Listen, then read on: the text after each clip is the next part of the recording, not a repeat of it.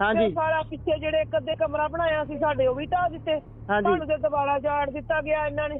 ਹਾਂ ਤੇ ਇੱਕ ਵਾਰ ਤੇ ਅਸੀਂ ਉਜੜੇ ਆ ਹਾਂ ਦੂਜੀ ਵਾਰ ਜੁੜੇ ਆ।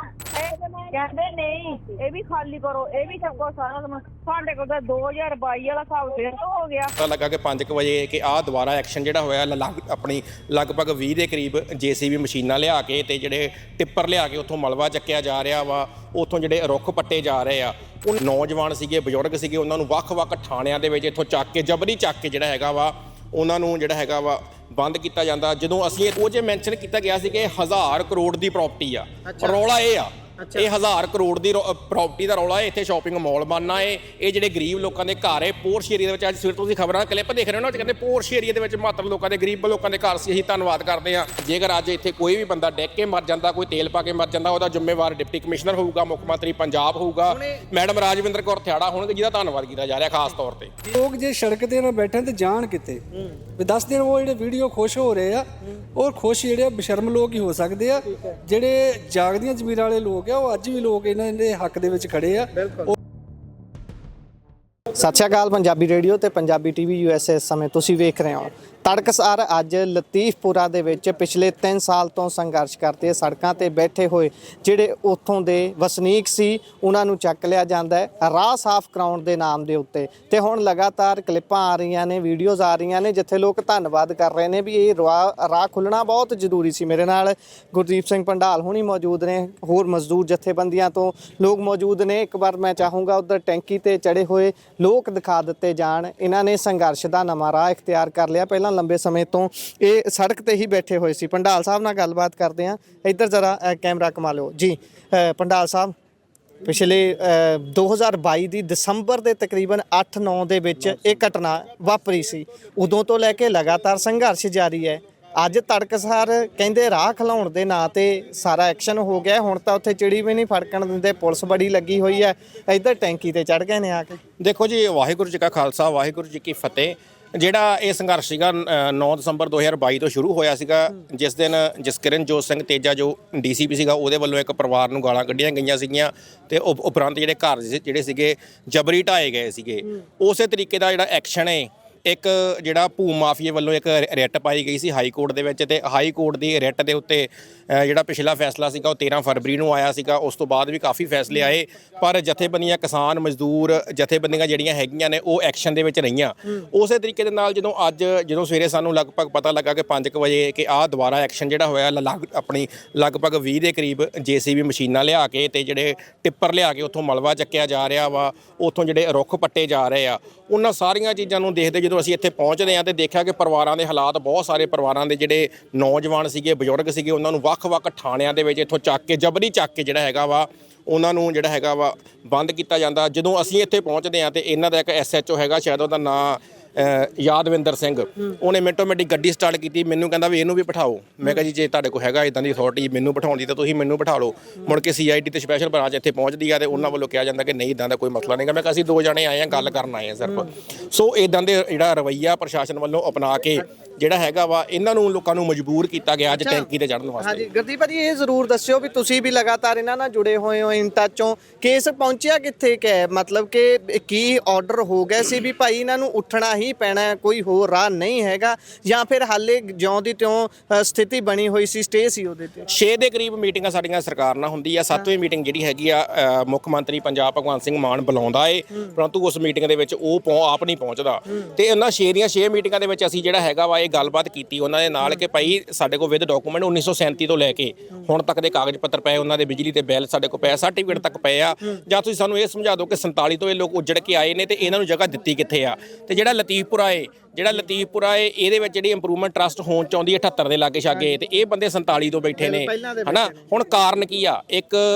ਇੱਕ ਸਰਵੇ ਰਿਪੋਰਟ ਜਿਹੜੀ ਹੈਗੀ ਆ ਆਪਣੀ ਇਹਦੇ ਦੂਜੇ ਦੀ ਪੰਜਾਬੀ ਟ੍ਰਿਬਿਊਨ ਅਖਬਾਰ ਦੇ ਉੱਪਰ ਇੱਕ ਆਰਟੀਕਲ ਲੱਗਾ ਸੀਗਾ 3 ਸਾਲ ਪਹਿਲਾਂ, ਉਹ ਜੇ ਮੈਂਸ਼ਨ ਕੀਤਾ ਗਿਆ ਸੀ ਕਿ 1000 ਕਰੋੜ ਦੀ ਪ੍ਰਾਪਰਟੀ ਆ।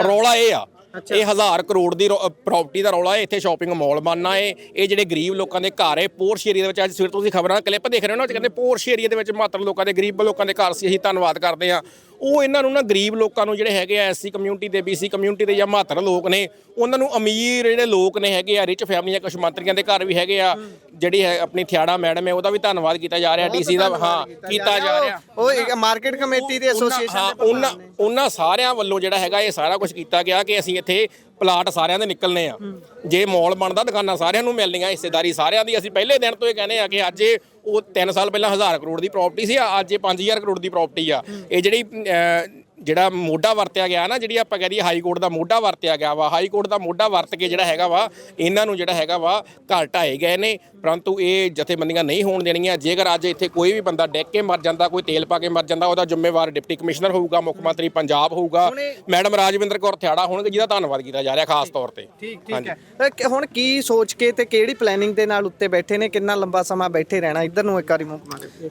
ਦੇਖੋ ਇਹ ਆ ਕਿ ਇਹ ਜਿਹੜਾ ਮਜਬੂਰਨ ਜਿਹੜਾ ਸਾਡੇ ਆਉਣ ਤੋਂ ਪਹਿਲਾਂ ਹੀ ਜਿਹੜੇ ਪਰਿਵਾਰ ਜਿਹੜੇ ਆ ਉਹ ਟੈਂਕੀ ਤੇ ਜਿਹੜਾ ਚੜ ਚੁੱਕੇ ਆ ਠੀਕ ਹੈ ਔਰ ਕਿਉਂਕਿ ਇਹ ਚੜ੍ਹਨ ਲਈ ਜਿਹੜਾ ਪ੍ਰਸ਼ਾਸਨ ਨੇ ਸਰਕਾਰ ਨੇ ਜਿਹੜਾ ਉਹਨਾਂ ਨੂੰ ਮਜਬੂਰ ਕੀਤਾ ਸਰਕਾਰ ਨੂੰ ਜਿਹੜਾ ਮਸਲੇ ਦਾ ਜਿਹੜਾ ਨਜ਼ਾਕਤ ਨੂੰ ਸਮਝਦਿਆਂ ਜਿਹੜਾ ਹੱਲ ਕਰਨਾ ਚਾਹੀਦਾ ਸੀ ਹੱਲ ਕਰਕੇ ਜਿਹੜਾ ਲੋਕਾਂ ਦੇ ਜਿਹੜਾ ਮੁੜ ਵਸੇਬੇ ਦਾ ਪ੍ਰਬੰਧ ਕਰਨਾ ਚਾਹੀਦਾ ਸੀ ਔਰ ਜਿਹੜਾ ਹੋਇਆ ਨੁਕਸਾਨ ਦੀ ਜਿਹੜੀ ਉਹ ਭਰਪਾਈ ਜਿਹੜੀ ਉਹ ਕਰਨੀ ਚਾਹੀਦੀ ਸੀ ਸਰਕਾਰ ਜਿਹੜੀ ਲਗਾਤਾਰ ਹੀ ਜਿਹੜਾ ਇਹਦਾ 5ਵਾਂ ਸਾਲ ਜਾ ਰਿਹਾ 5 ਸਾਲ ਦੇ ਵਿੱਚ ਜਿਹੜਾ ਲੋਕਾਂ ਦੇ ਕੋਈ ਹੱਕ ਦੇ ਵਿੱਚ ਕੋਈ ਸਰਕਾਰ ਦਾ ਕੋਈ ਉਦਾਂ ਦਾ ਕਦਮ ਨਹੀਂ ਹੈਗਾ ਸਰਕਾਰ ਲਗਾਤਾਰ ਜਿਹੜਾ ਚਾਹੇ ਉਹ ਭੂ ਮਾਫੀਆ ਵਾ ਚਾਹੇ ਜਿਹੜਾ ਕਾਰਪੋਰੇਟ ਘਰਾਣੇ ਆ ਉਹਦੇ ਪੱਖ ਦੇ ਵਿੱਚ ਜਿਹੜਾ ਚਾਹੇ ਉਹ ਕਿਸਾਨ ਆ ਚਾਹੇ ਮਜ਼ਦੂਰ ਆ ਚਾਹੇ ਮੁਲਾਜ਼ਮ ਆ ਸਾਰੇ तमाम ਵਰਗਾਂ ਨੂੰ ਜਿਹੜਾ ਉਹ ਦਬਾਉਣ ਵਾਲੀ ਜਿਹੜੀ ਆ ਨੀਤੀ ਤੇ ਜਿਹੜੀ ਸਰਕਾਰ ਜਿਹੜੀ ਉਹ ਚੱਲ ਰਹੀ ਆ ਔਰ ਲੋਕਾਂ ਦੀ ਜਿਹੜੀ ਆ ਬੋਲਣ ਇਕੱਠੇ ਹੋਣ ਵਿਰੋਧ ਪ੍ਰਗਟ ਕਰਨ ਦਾ ਜਿਹੜਾ ਅਧਿਕਾਰ ਆ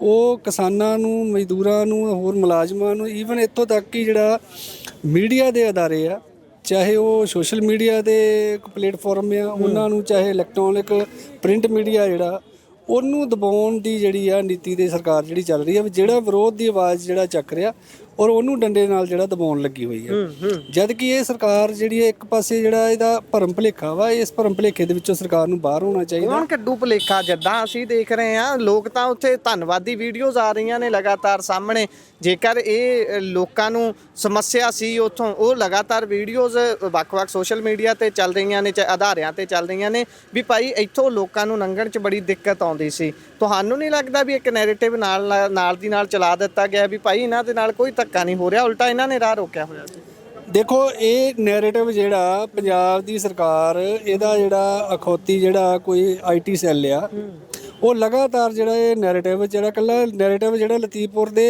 ਜਿਹੜੇ ਪੀੜਤ ਲੋਕ ਆ ਉਹਨਾਂ ਦੇ ਖਿਲਾਫ ਹੀ ਨਹੀਂ ਕੱਲਾ ਨੈਰੇਟਿਵ ਸਿਰਜ ਰਹੇ ਈਵਨ ਇੱਥੋਂ ਤੱਕ ਕਿ ਜਿਹੜੇ ਲੋਕ ਹੱਕਾਂ ਲਈ ਲੜਨ ਵਾਲੀਆਂ ਜਥੇਬੰਦੀਆਂ ਪਿਛਲੇ ਦਿਨਾਂ 'ਚ ਬਠਿੰਡੇ ਜਿਹੜਾ BKU ਏਕਤਾ ਉਗਰਾਹਾਂ ਵੱਲੋਂ ਪ੍ਰੋਟੈਸਟ ਕੀਤਾ ਜਾ ਰਿਹਾ ਬਠਿੰਡੇ DC ਦਫ਼ਤਰ ਅੱਗੇ ਧਰਨਾ ਲਾਇਆ ਜਾ ਰਿਹਾ ਸੀ ਔਰ ਉਹ ਜਦੋਂ ਧਰਨੇ ਤੇ ਜਾ ਰਹੇ ਸੀ ਤੇ ਪੁਲਿਸ ਨੇ ਜਿਹੜੇ ਆ ਮਿੱਟੀ ਦੇ ਟਿੱਪਰ ਭਰ ਕੇ ਜਿਹੜੀਆਂ ਨਿੱਕੇ ਰੋਕ ਗੱਡੀਆਂ ਲਾ ਕੇ ਸੜਕ ਬਲੌਕ ਕੀਤੀ ਹੋਈ ਸੀ ਸਾਰੇ ਪੰਜਾਬ ਦੇ ਵਿੱਚ ਤੇ ਬਲੇਮ ਜਿਹੜਾ ਉਹ ਲੋਕਾਂ ਤੇ ਜਿਹੜਾ ਮੜਿਆ ਜਾ ਰਿਹਾ ਸੀ ਕਿ ਲੋਕ ਜਿਹੜਾ ਰਾਹ ਰੋਕਦੇ ਆ ਹੁਣ ਇਹਨਾਂ ਦੇ ਇਸੇ ਤਰ੍ਹਾਂ ਲਤੀਫਪੁਰ ਦੇ ਲੋਕਾਂ ਨੂੰ ਜਿਹੜਾ ਉਹ ਗਲਤ ਠਹਿਰਾਇਆ ਜਾ ਰਿਹਾ ਵੀ ਲੋਕ ਜੇ ਸੜਕ ਤੇ ਨਾ ਬੈਠਣ ਤੇ ਜਾਣ ਕਿਤੇ ਵੀ 10 ਦਿਨ ਉਹ ਜਿਹੜੇ ਵੀਡੀਓ ਖੁਸ਼ ਹੋ ਰਹੇ ਆ ਉਹ ਖੁਸ਼ ਜਿਹੜੇ ਬੇਸ਼ਰਮ ਲੋਕ ਹੀ ਹੋ ਸਕਦੇ ਆ ਜਿਹੜੇ ਜਾਗਦੀਆਂ ਜ਼ਮੀਰਾਂ ਵਾਲੇ ਲੋਕ ਆ ਉਹ ਅੱਜ ਵੀ ਲੋਕ ਇਹਨਾਂ ਦੇ ਹੱਕ ਦੇ ਵਿੱਚ ਖੜੇ ਆ ਔਰ ਚਾਹੇ ਉਹ ਕਿਸਾਨ ਜਥੇਬੰਦੀਆਂ ਹੋਣ ਚਾਹੇ ਸਾਡੀ ਪਿੰਡੂ ਮਜ਼ਦੂਰ ਯੂਨੀਅਨ ਪੰਜਾਬ ਹੋਵੇ ਚਾਹੇ ਪੰਜਾਬ ਦੀਆਂ ਹੋਰ तमाम ਜਿਹੜੀਆਂ ਜਨਤਕ ਜਮਹੂਰੀ ਜਥੇਬੰਦੀਆਂ ਹੋਣ ਔਰ ਇਹਨਾਂ ਲੋਕਾਂ ਦੀ ਪੀੜਤ ਲੋਕਾਂ ਦੀ ਪਿੱਠ ਤੇ ਜਿਹੜੀਆਂ ਖੜੀਆਂ ਵਾ ਔਰ ਬੇਸ਼ਰਮੀ ਜਿਹੜੀ ਸਰਕਾਰ ਦੀ ਇੱਥੋਂ ਤੱਕ ਹੈ ਕਿ ਜਿਹੜਾ ਪੂਰੇ ਲਗਭਗ ਜਿਹੜਾ ਚੌਥਾ ਸਾਲ ਹੋਣ ਜਾ ਰਿਹਾ ਔਰ ਇਹ 4 ਸਾਲ ਦੇ ਵਿੱਚ ਜਿਹੜਾ ਇਹ ਛੋਟਾ ਜਿਹਾ ਮਸਲਾ ਜਿਹੜਾ ਸਰਕਾਰ ਹੱਲ ਨਹੀਂ ਕਰ ਸਕੀ ਔਰ ਜਿਹੜਾ ਇੱਕ ਰਸਤਾ ਲੈਣਾ ਸੀ ਰਸਤਾ ਤੇ ਟੋਟਲ ਜਿਹੜਾ ਸਾਰਾ ਜਿਹੜਾ ਉਹ ਤੈਸ਼ ਨੈਸ਼ ਜਿਹੜਾ ਲਤੀਫਪੁਰ ਕੀਤਾ ਵਾ ਜਦੋਂ ਕਾਗਜ਼ੀ ਪੱਤਰਾਂ ਜਾਓਗੇ ਤੇ ਬਿਲਕੁਲ ਨੰਗੇ ਚਿੱਟੇ ਰੂਪ ਦੇ ਵਿੱਚ ਜਿਹੜੀ ਧੱਕੇਸ਼ਾਹੀ ਜਿਹੜੀ ਉਹ ਸਾਹਮਣੇ ਆਉਂਦੀ ਆ ਵੀ ਤੁਸੀਂ ਨਿਸ਼ਾਨਦੇਹੀ ਤਾਂ ਕਰਾਈ ਨਹੀਂ ਵੀ ਕਿਹੜੀ ਚੀਜ਼ ਤੁਸੀਂ ਐਕਵਾਇਰ ਕਰਨੀ ਹੈ ਕਿੰਨੇ ਜਿਹੜੀ ਜਗ੍ਹਾ ਚਾਹੀਦੀ ਆ ਔਰ ਜੇ ਉਹਦੀ ਨਿਸ਼ਾਨਦੇਹੀ ਅੱਜ ਵੀ ਹੋ ਜਵੇ ਤੇ ਦੁੱਧ ਦਾ ਦੁੱਧ ਪਾਣੀ ਦਾ ਪਾਣੀ ਹੋ ਸਕਦਾ ਵੀ ਲਤੀਫਪੁਰ ਦੇ ਲੋਕ ਸਹੀ ਆ ਕਿ ਜਿਹੜੇ ਉਹ ਤਮਾਸ਼ਬੀਨ ਜਾਂ ਸਰਕਾਰ ਜਾਂ ਭੂ ਮਾਫੀਆ ਦੀ ਪਿੱਠ ਤੇ ਜਿਹੜੀ ਖੜਨ ਵਾਲਾ ਇੰਪਰੂਵਮੈਂਟ ਟਰਸਟ ਦੇ ਵੱਖਰੇ ਚੇਅਰਮੈਨ ਜਿਹੜੇ ਆ ਔਰ ਉਹ ਸਹੀ ਆ ਕਿ ਇਹ ਲੋਕ ਸਹੀ ਆ ਅੱਜ ਨਿਸ਼ਾਨਦੇਹੀ ਕਰਾ ਲੈਣ ਨਿਸ਼ਾਨਦੇਹੀ ਦੇ ਵਿੱਚ ਦੁੱਧ ਦਾ ਦੁੱਧ ਪਾਣੀ ਦਾ ਪਾਣੀ ਹੋ ਜਾਊਗਾ ਤੇ ਬਿਲਕੁਲ ਜਿਹੜਾ ਨੰਗੇ ਚਿੱਟੇ ਰੂਪ ਦੇ ਵਿੱਚ ਜਿਹੜਾ ਇਹਨਾਂ ਲੋਕਾਂ ਦਾ ਉਜਾੜਾ ਜਿਹੜਾ ਕੀਤਾ ਗਿਆ ਵਾ ਇਹਨਾਂ ਦਾ ਮੁੜ ਵਸੇਬਾ ਤੇ ਜਿਹੜਾ ਕੰਪਨਸੇਟ ਜਿਹੜਾ ਇਹਨਾਂ ਨੂੰ ਕੀਤਾ ਜਾਣਾ ਚਾਹੀਦਾ। ਠੀਕ ਹੈ ਧੰਨਵਾਦ। ਇੱਕ ਵਾਰ ਮੈਂ ਚਾਹੂੰਗਾ ਮੁੜ ਤੋਂ ਦਿਖਾ ਦਿੱਤਾ ਜਾਵੇ ਕਿ ਉਹ ਉੱਤੇ ਟੈਂਕੀ ਤੇ ਚੜੇ ਹੋਏ ਜਿਹੜੇ ਲੋਕ ਨੇ, ਇਹਨਾਂ ਨੂੰ ਅੱਜ ਤੜਕਸਾਰ ਦੇ ਸਮੇਂ ਜਦੋਂ ਉੱਥੇ ਐਕਸ਼ਨ ਹੁੰਦਾ ਹੈ ਉਸ ਤੋਂ ਬਾਅਦ ਇੱਕ ਤਰੀਕੇ ਦੇ ਨਾਲ ਖਦੇੜ ਦਿੱਤਾ ਜਾਂਦਾ ਹੈ ਉੱਥੋਂ। ਪਰ ਧੰਨਵਾਦੀ ਵੀਡੀਓ ਜਿਸ ਤਰੀਕੇ ਨਾਲ ਆ ਰਹੀਆਂ ਨੇ ਉਹ ਨੈਰੇਟਿਵ ਜਿਹੜਾ ਘੜਿਆ ਜਾ ਰਿਹਾ ਹੈ ਉਹ ਬੇਸ਼ੱਕ ਹੈਰਾਨ ਕਰਦਾ ਹੈ, ਪਰੇਸ਼ਾਨ ਕਰਦਾ ਹੈ। ਭੈਣੇ ਦੱਸਿਓ ਮਾੜਾ ਜਿਹਾ, ਤੁਸੀਂ ਟੈਂਕੀ ਤੇ ਚੜੇ ਹੋ, ਕੀ ਦਿੱਕਤ ਹੈ ਤੁਹਾਨੂੰ? ਅੱਜ ਜਦੋਂ ਸਰਕਾਰ ਨੇ ਐਕਸ਼ਨ ਕੀਤਾ ਤੁਹਾਡੇ ਨਾਲ ਕੋਈ ਗੱਲ ਨਹੀਂ ਹੋਈ? ਕੋਈ ਗੱਲ ਨਹੀਂ ਹੋਈ ਭਾਜੀ, ਸਾਡੇ ਨਾਲ ਕੋਈ ਗੱਲ ਨਹੀਂ ਹੋਈ। ਅਖਬਾਰ ਦੇ ਵਿੱਚ ਦਿੱਤਾ ਸੀ ਇਹਨਾਂ ਨੇ।